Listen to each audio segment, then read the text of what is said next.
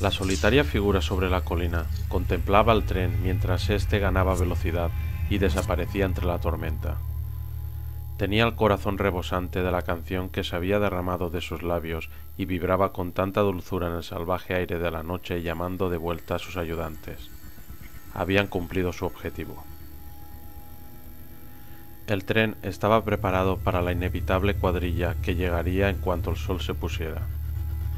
También había hecho que la mayoría de infectados se perdieran por los bosques, habían cerrado las puertas y puesto en marcha el motor. Quería que fueran las sanguijuelas las que se alimentaran, no los portadores del virus. Y una vez que el equipo de Umbrella subiera al tren, no habría forma de escapar. La lluvia caía sobre las sanguijuelas, mientras éstas reptaban colina arriba contestando a su llamada, a sus deseos. Las recibió con una sonrisa al acabar su canción. Las cosas iban tan bien como pudiera desear. Después de una espera tan larga, ya no quedaba mucho. Su sueño se cumpliría. Se convertiría en la pesadilla de Umbrella y luego en la del mundo entero. Lo primero que tenemos que hacer es detener el tren. Billy asintió con un gesto. ¿Alguna idea? Separémonos. Contestó ella, tranquila, sorprendentemente tranquila, considerando por lo que acababa de pasar. El vagón de cabeza está cerrado. Tenemos que conseguir abrir esa puerta para llegar hasta la máquina. Disparemos a la cerradura, Es un lector magnético. repuso Rebecca, negando con la cabeza. Tenemos que encontrar la tarjeta que hace de llave. He visto la oficina de un revisor. Cerrada. Tendremos que encontrar una por nuestra cuenta.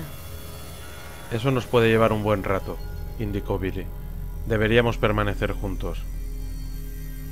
Entonces tardaríamos el doble. Preferiría salir de este trasto antes de que llegue a donde sea que vaya. Aunque no le gustaba nada andar solo por el tren y quería aún menos que ella fuera sola, Billy no podía discutir la lógica de Rebecca. Comenzaré desde atrás e iré hacia adelante. Tú encárgate del segundo piso.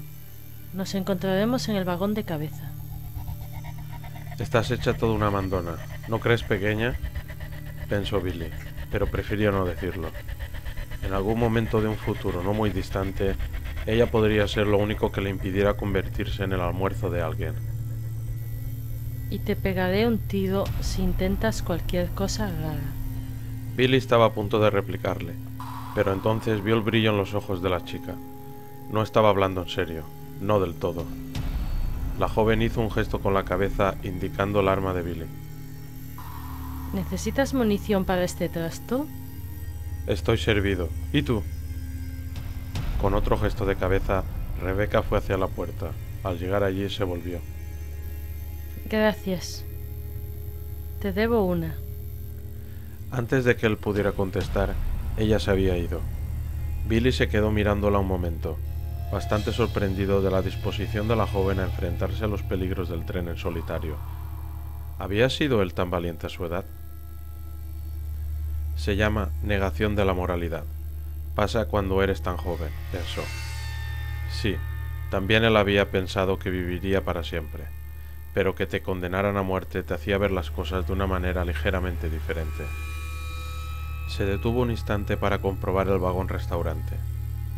Miró con asco los restos aplastados y líquidos de unas cuantas docenas de sanguijuelas, mientras inspeccionaba apresuradamente detrás de la pequeña barra del bar y bajó las mesas. Había una puerta cerrada al fondo de la sala, pero una patada rápida y una ojeada le mostraron que solo era una cabina de servicio vacía con un agujero en el techo. No se entretuvo más de lo necesario. Suponía que lo mejor que podía hacer era registrar los cuerpos de los empleados del tren. Bajó las escaleras. Se detuvo un momento al final y miró hacia el extremo del tren antes de seguir. Rebecca Chambers parecía capaz de cuidar de sí misma. Por lo tanto, más valía que se ocupara de vigilar su propia espalda. Volvió a cruzar la doble puerta, atravesó el primer vagón de pasajeros, que seguía completamente vacío, y respiró profundamente antes de dirigirse hacia el segundo. Lanzó una rápida mirada para asegurarse de que no había nadie por ahí, y fue hacia las escaleras, sin querer mirar el cuerpo del hombre al que había matado. Ya había matado antes, pero no era algo a lo que llegaras a acostumbrarte si tenías conciencia. El olor lo alcanzó antes de llegar al segundo piso, y avanzó más despacio, respirando superficialmente. Era como agua de mar y pobredumbre. Cuando llegó arriba, vio el origen del olor y tragó bilis. Ahora sabemos de dónde vienen. Había llegado a un rellano al final de las escaleras. De allí partía un corredor que giraba a la derecha unos cuantos metros más allá, y, desde el suelo hasta el techo, la esquina izquierda del rellano estaba cubierta por algo parecido a una inmensa tela de la que colgaban cientos de saquitos de huevos, como si fuera el nido de una araña.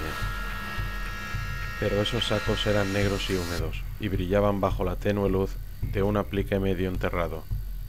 Se balanceaban suavemente con el traqueteo del tren, lo que los hacía parecer casi vivos. Por suerte, estaban vacíos. Deseaba con todas sus fuerzas no encontrarse con la criatura que los había puesto. Se alejó lentamente de la esquina entelada pisando los hilos de materia brillante, que se esparcían sobre el rellano como una alfombra, mientras consideraba vagamente si, después de todo, el accidente del jeep había sido realmente una suerte. No quería morir de ninguna manera, pero un pelotón de fusilamiento, organizado y limpio, resultaba mucho más atractivo que ser devorado por un montón de sanguijuelas de formas cambiantes. No te líes, soldado. Estás donde estás. Cierto, recorrió el comedor y se relajó un poco al ver que estaba vacío. Había dos puertas cerradas, una a cada lado del estrecho pasillo y ambas marcadas con un número. Por eso, y por la lujosa decoración, supuso que se trataba de cabinas privadas. Era una buena suposición. Abrió la primera puerta, la 102, y se encontró en un pequeño dormitorio bien equipado, y por suerte, sin cuerpos ni sangre. Desgraciadamente, tampoco había mucho más, aunque sí encontró un montón de artículos personales en un pequeño armario.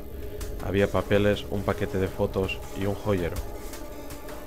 Abrió el joyero y encontró dentro un anillo de plata de un diseño poco corriente. Parecía parte de uno de esos grupos de anillos entrelazados, con un claro dibujo hecho con muescas y giros. Como no estaba comprando joyas, lo volvió a dejar en el joyero y se dirigió hacia el otro compartimiento. Cuando abrió la puerta de la 101, sintió una nueva esperanza. Allí, colocada en el suelo como un regalo, había una escopeta. Billy la recogió y la abrió.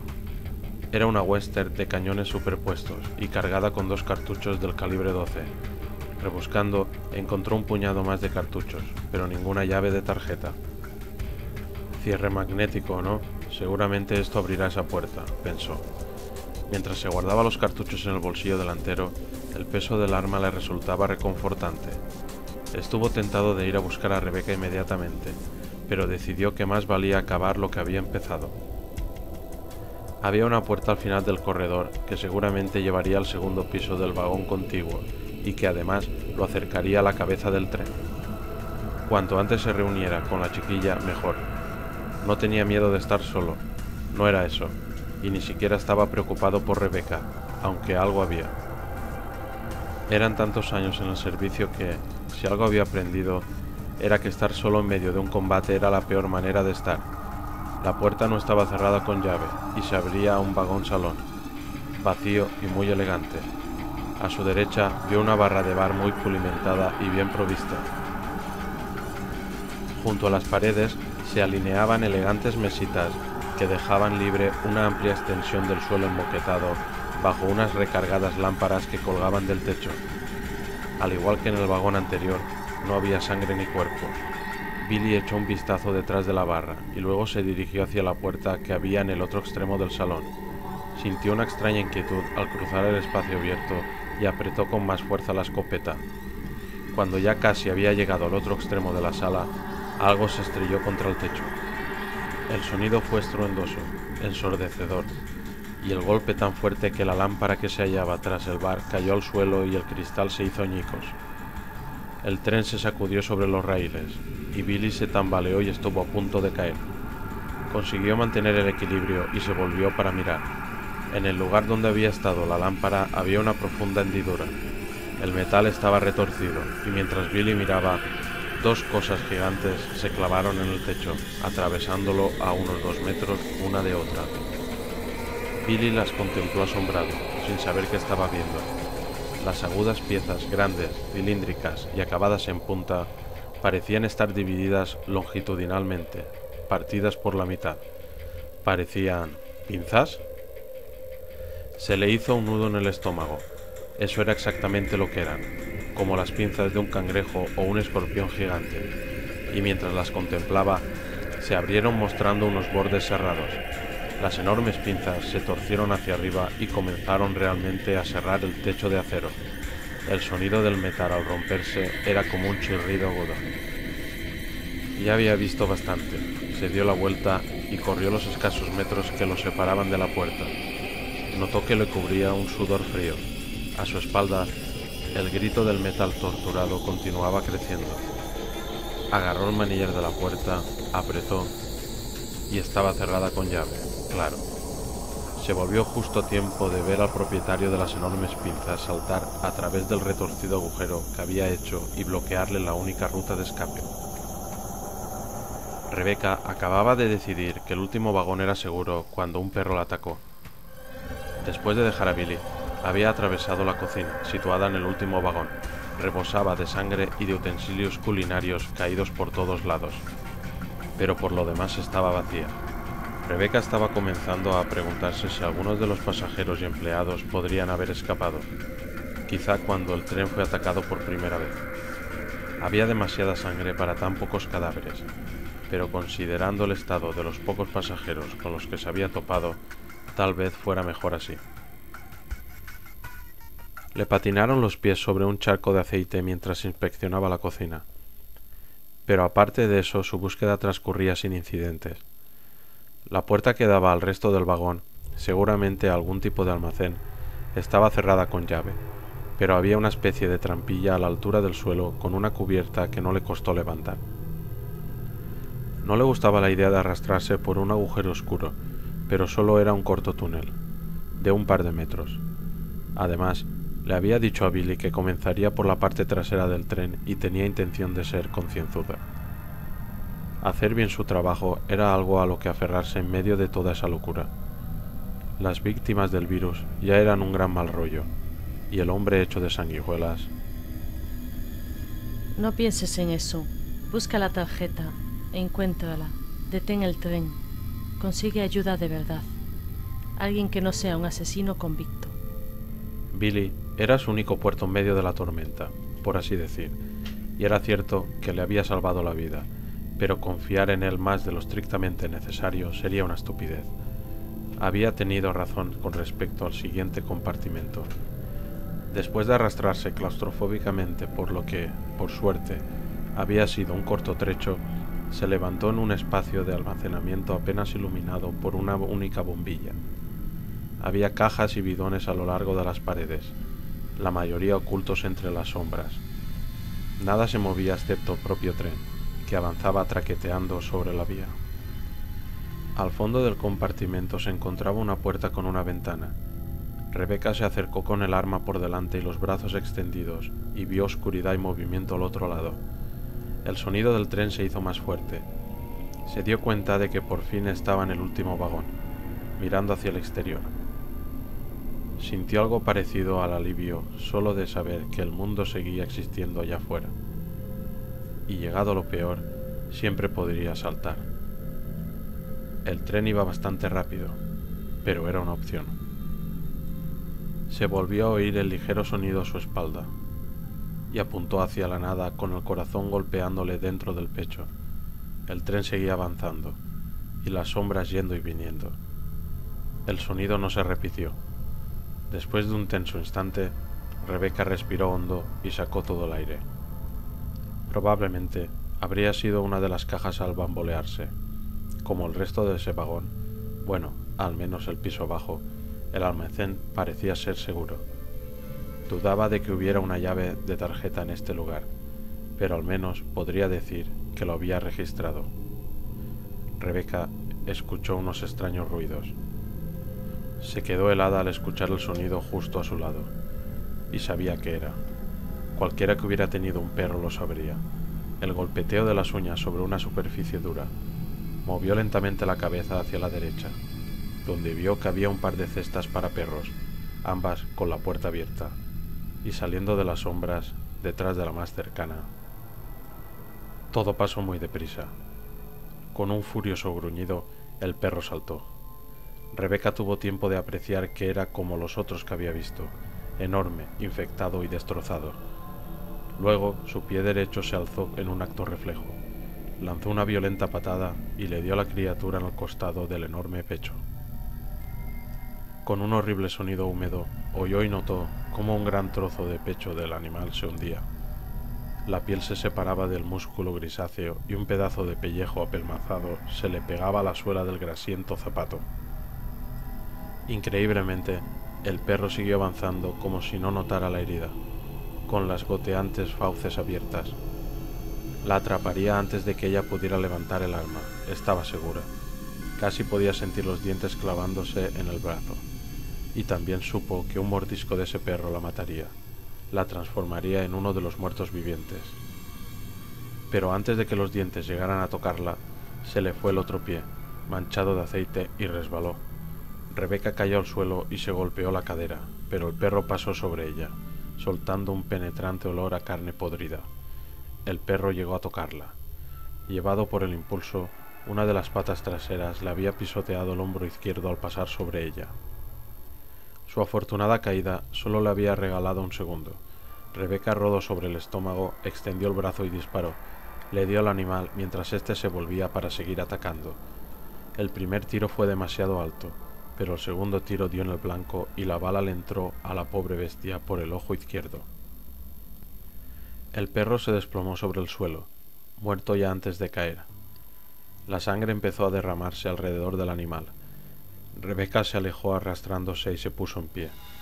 La virología no era su especialidad y solo tenía conocimientos básicos, pero estaba dispuesta a apostar a que la sangre del perro estaría caliente y sería altamente infecciosa. No tenía ningún interés en pillar lo que corría por ahí. Eso no era un resfriado común y corriente. Suponiendo que esto sea un virus, Pensó, mientras miraba la masa podrida que había sido un can. Ese misterioso virus T del que había hablado Billy tenía tan poco sentido como todo lo demás. ¿Cómo se habría extendido? ¿Cuál era su grado de toxicidad y con qué rapidez se multiplicaba en el cuerpo del portador? Se raspó la suela del zapato contra una de las perreras y esperó que el húmedo sonido del desgarro se le borrara de la memoria con la misma facilidad. De repente, vio algo brillando en las sombras. Se inclinó y recogió un pequeño anillo de oro grabado con un dibujo poco corriente. No parecía ser de oro auténtico y probablemente no valía nada, pero era bonito. Y teniendo en cuenta todo lo sucedido, se podía considerar afortunada de estar ahí contemplándolo. lo que lo convierte en un anillo de la suerte. Dijo, y se lo puso en el dedo índice de la mano izquierda. Le ajustaba casi a la perfección. El anillo fue todo lo que encontró. No había ninguna tarjeta magnética rodando por ahí, ni nada que le pudiera ser útil. Salió un momento a la plataforma trasera e inmediatamente se quedó empapada. La tormenta era torrencial y el tren iba a demasiada velocidad para pensar en saltar. Sintió un breve rayo de esperanza cuando vio un panel en el que ponía freno de emergencia, pero unos cuantos toques a los controles demostraron que no tenían corriente. Pues vaya con las emergencias. Regresó al interior mientras se apartaba el pelo mojado de la frente. Había llegado el momento de ir hacia adelante e intentar registrar los cuerpos de los hombres que Billy y ella habían matado. Por muy desagradable que fuera esa idea, no tenía muchas alternativas. No sabían si alguien estaba conduciendo el tren o si iba sin control. Fuera como fuera, tenían que conseguir controlarlo. Miró hacia el perro que yacía a su espalda una vez más antes de marcharse, por la puerta esta vez, y no pudo evitar pensar en lo afortunada que había sido, y en cuál fácilmente podrían haber recibido un mordisco o haber muerto destrozada. No volvería a bajar la guardia, solo esperaba que Billy estuviera teniendo mejor suerte. «¡Dios bendito!», Billy se quedó mirando con la boca abierta y el cerebro paralizado ante lo imposible que resultaba la cosa que tenía delante de él, a menos de 10 metros. Podía parecerse un escorpión, si los escorpiones crecieran hasta tener el tamaño de un coche deportivo.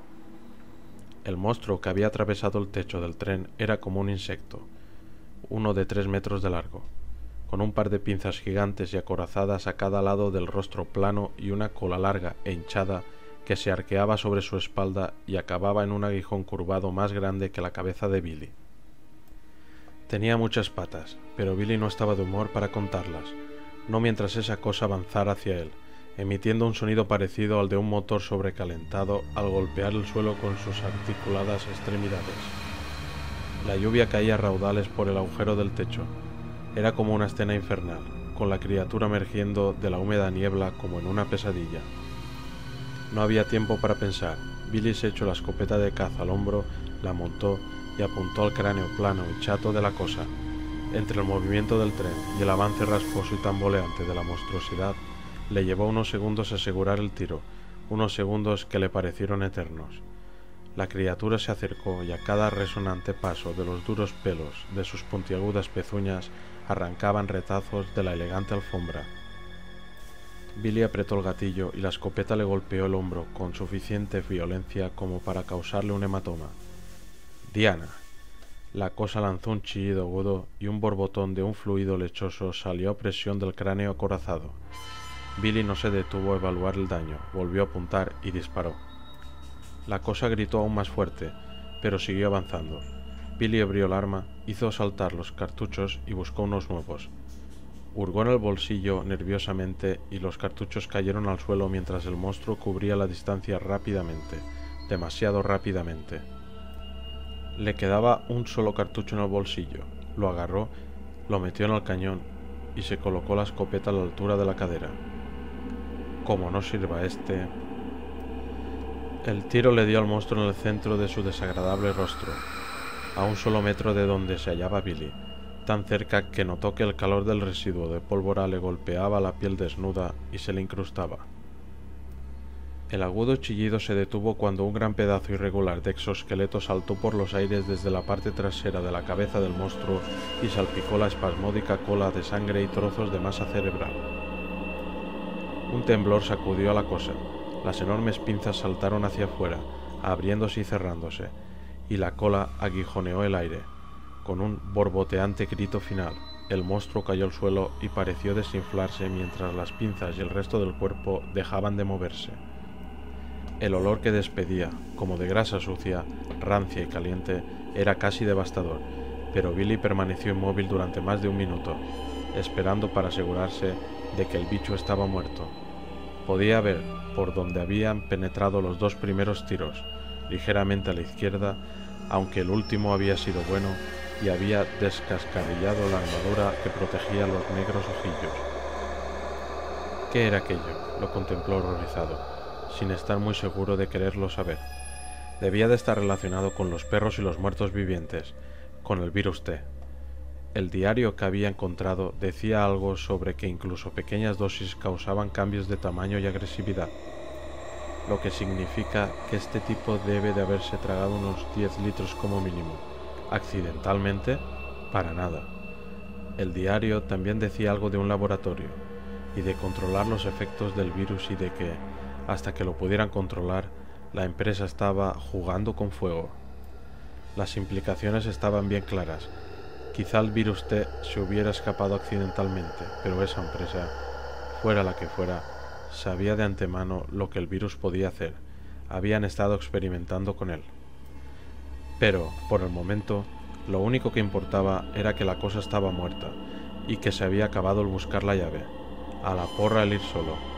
Si el rey escorpión tenía hermanos o hermanas rodando por ahí, Billy quería que fuera otro quien tuviera que aguantarlos. Recogió los cartuchos que se le habían caído y cargó la escopeta. Luego rodeó con cuidado el enorme cuerpo apestoso del monstruo y fue en busca de Rebecca. Quizá ella hubiera tenido mejor suerte. Justo al entrar en el siguiente vagón, Rebecca creyó oír un arma de fuego a su espalda. Se detuvo en la puerta y se apoyó en el marco mientras contemplaba aturdida al perro muerto y escuchaba atentamente. Los truenos retumbaban en el exterior.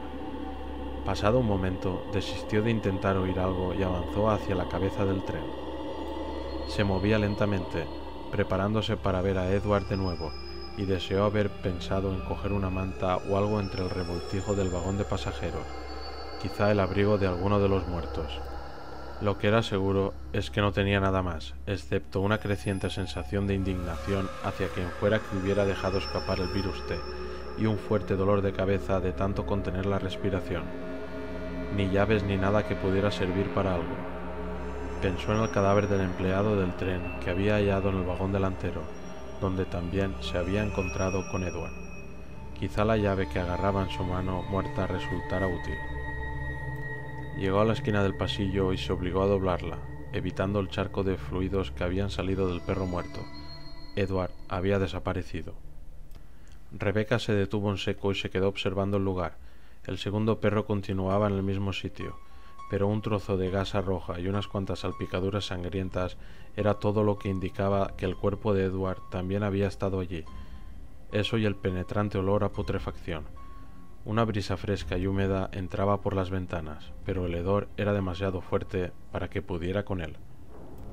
Todo pareció moverse a cámara lenta cuando miró hacia abajo y vio huellas sobre la sangre del perro. La siguió con la mirada. Las marcas de botas eran manchas rojas alargadas, como si quien caminara estuviera borracho o enfermo. No le había encontrado el pulso. El tiempo se ralentizó aún más. Finalmente alzó la mirada del suelo y vio el borde de un brazo desnudo. Alguien a quien no podía ver estaba justo al final del corredor.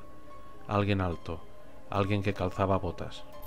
«No», exclamó, y Edward se apartó de la pared y quedó a la vista. Cuando la vio, sus resecos labios se abrieron y dejó escapar un gemido. Avanzó rígidamente hacia ella, con la cara gris y los ojos en blanco. «¿Edward?» Él continuó avanzando, tambaleándose, rozando la pared con el hombro empapado de sangre, los brazos colgando sin fuerza a los costados y el rostro vacío, sin rastro de inteligencia. Era Edward, su colega, pero Rebecca alzó la pistola, dio un paso atrás y le apuntó. «No me obligues a hacerlo», dijo, mientras una parte de su mente se preguntaba cuán parecido a la muerte era el estado en el que el virus sumía a sus víctimas. «Debe de haberle reducido el ritmo cardíaco». Edward gimió de nuevo.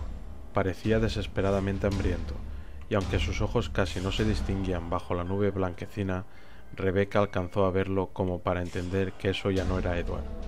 Él se tambaleó, acercándose. «Descansa en paz», murmuró Rebecca, y disparó. La bala le perforó un limpio agujero en la sien izquierda. Lo que había sido Edward permaneció completamente inmóvil por un instante, sin que desapareciera su expresión embotada de hambre, y luego se desplomó sobre el suelo. Cuando Billy la encontró, unos minutos después, Rebecca aún seguía allí, apuntando con la pistola al cadáver de su amigo.